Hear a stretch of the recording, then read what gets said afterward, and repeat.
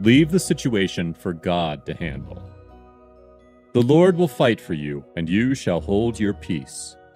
Exodus chapter 14, verse 14. When God created man, he knew his capability. God knew what things man could not do on his own. We need to let God take control of the situation. In Exodus chapter 14, God, with his own power, had rescued the entire nation of Israel from slavery in Egypt. The nation of Israel had indeed witnessed the power of God working through Moses, the servant of God, to the extent of Pharaoh, with his hardened heart, setting them free from slavery. But Pharaoh, even after releasing the children of Israel, didn't give up.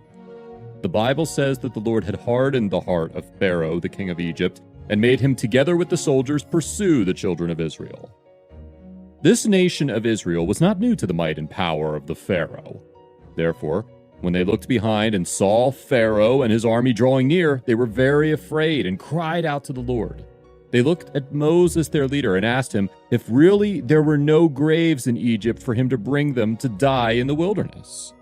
But the good thing about Moses, the servant of God, is that he had walked with God for a long time and had learned to trust and depend on him alone whenever he was faced with a challenge.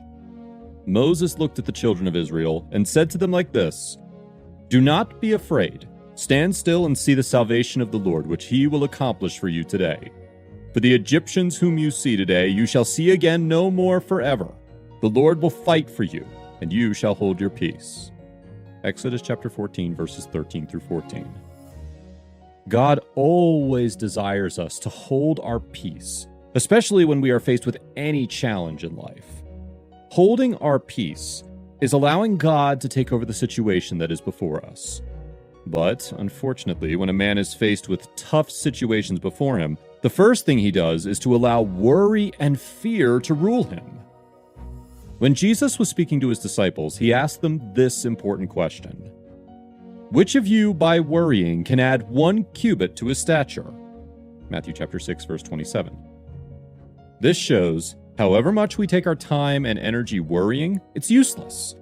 That no matter how you choose to worry about any situation in life, that will not change anything concerning the situation.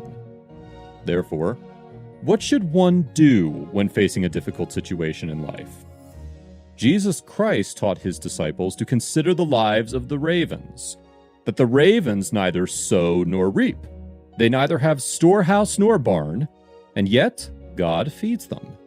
Jesus wanted his disciples to realize that we are one of his creations that have already found rest in him. That is, the ravens don't need to work very hard sowing seed nor building storehouses and barns. That so long as they consider God as their creator and sustainer, they live one day at a time, having faith that they will have enough for each day.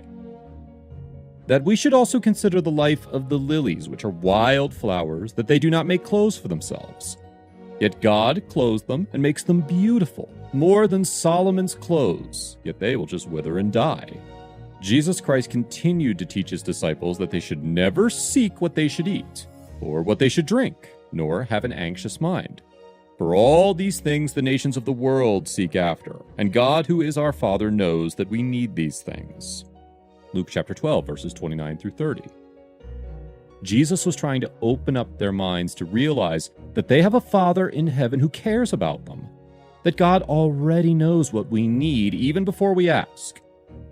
But someone may ask, if God knows what we need, why doesn't he just go on and provide for us everything that we need?